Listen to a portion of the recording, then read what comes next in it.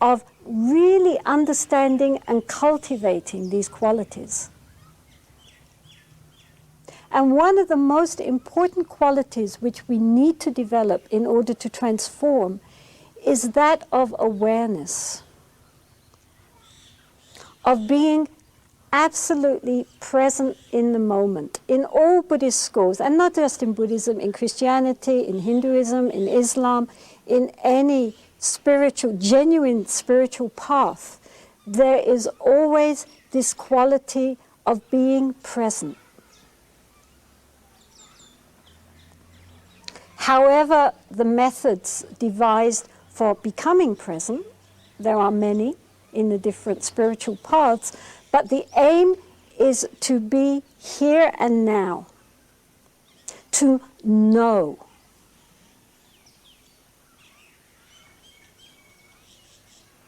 Now, because normally we are everywhere except really actually in the present, although we think we're in the present, we think, well, that's no problem, that's easy, I'm always here.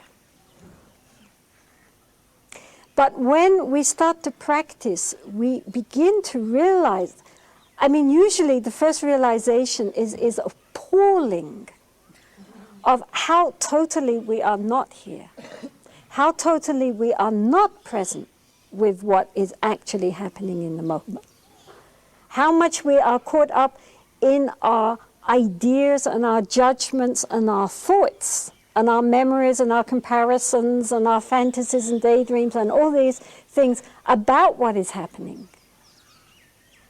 but not what is happening in itself. I mean, even when we eat, right? Now we're eating something we really like. And so we take the first bite, and with that first bite immediately comes our opinion. You know, oh yes, this is great. Oh, it's not as good as what we had last week somewhere else. Oh, you know, I like it, I don't like it. So already you're no longer experiencing it, you're just experiencing your ideas about it. But at least you're still focused on the food, sort of. But by the second or the third bite, where are we? We're no longer thinking about what we're eating. We're talking about this, or we're thinking about that, or we're thinking about what we're going to have for dessert. But we're not experiencing anymore what we are doing, what we are eating. So even with something pleasurable, we cannot keep our mind on what we're doing. So what to speak of ordinary everyday activities? Do you understand? This is really very important. There are two things here. First is to become aware of what we are doing. The Buddha said that when we are walking, we know we are walking. When we are sitting, we know we are sitting. When we are standing, we know we are standing. When we are lying down, we know we are lying down. And he was this is how he starts the discourse on being present, on mindfulness, because our body is something very gross, and we can know it without too much problems. But when we are standing, when we are walking, when we are lying down, do we know we are doing this? Normally we are not even conscious of what our body is doing. We've forgotten it. Often we've even forgotten where we are, because our mind is off in some completely other place, in some completely other space.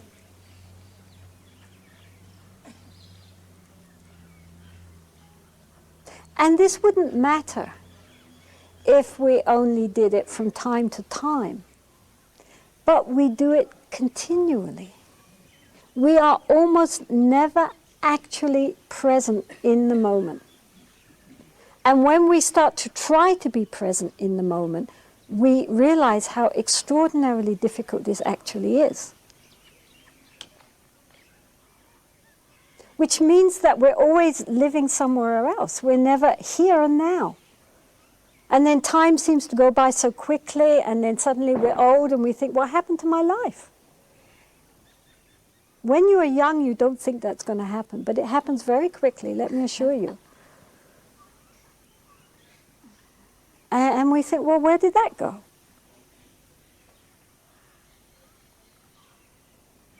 There is a Zen master called Thich Nhat Hanh, and he talks about many things, but one of the things he talks about is this question of being present.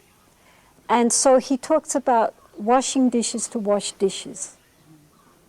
So therefore he says, why not wash the dishes just to wash dishes? In other words, when we are washing the dishes, know that we are washing the dishes. Feel the water, feel the bubbles.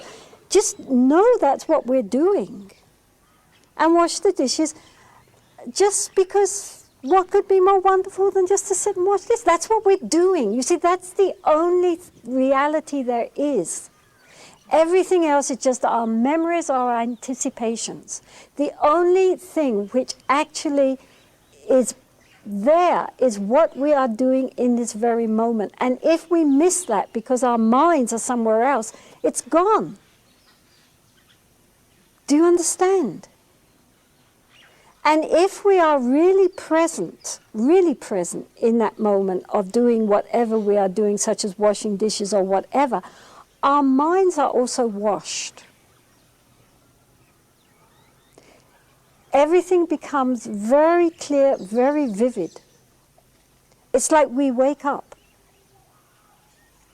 We're asleep, and suddenly we wake up. We're here. This is what's happening in this moment.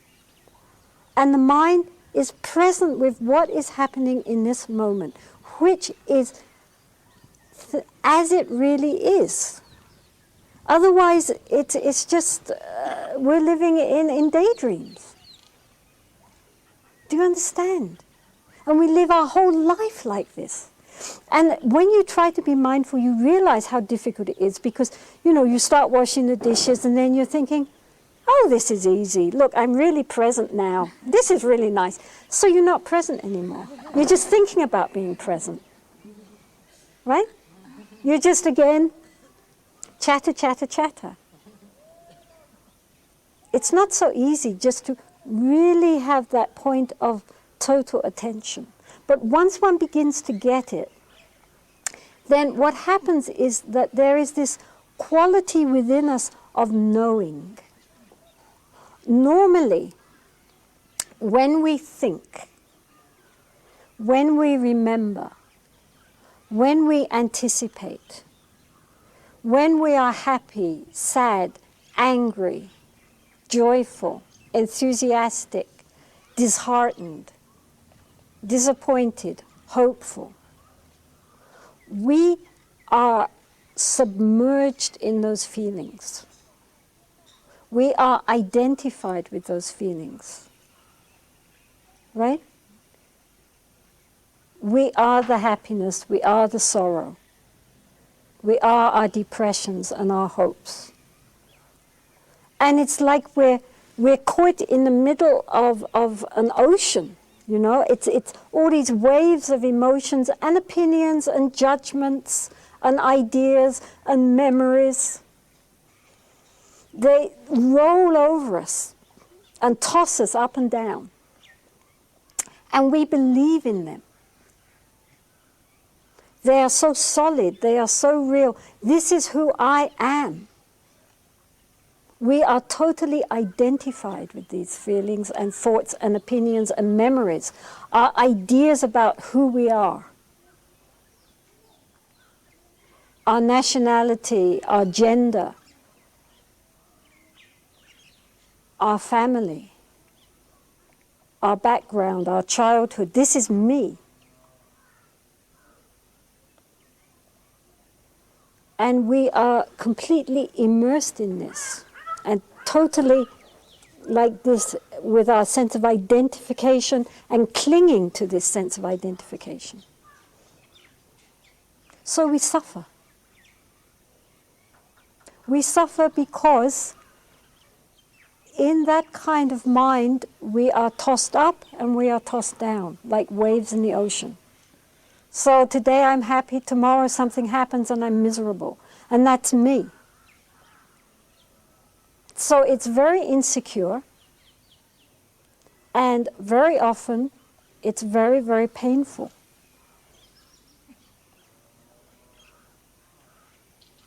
But behind all that,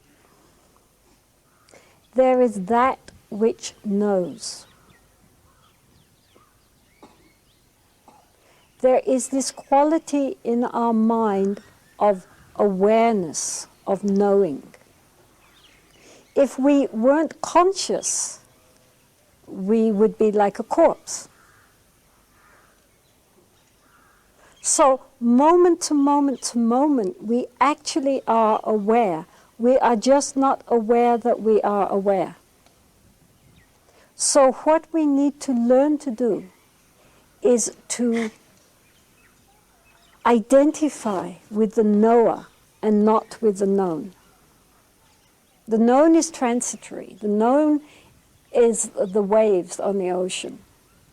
The known are the clouds in the sky, but they are not the sky.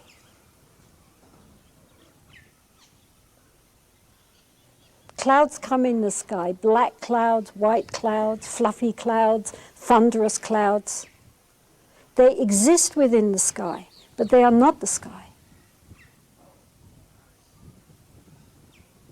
So what we need is to learn how to recognize and, as it were, identify with the sky-like nature of the mind, which is behind and supporting and underlying all the thoughts and emotions, but is not the thoughts and emotions.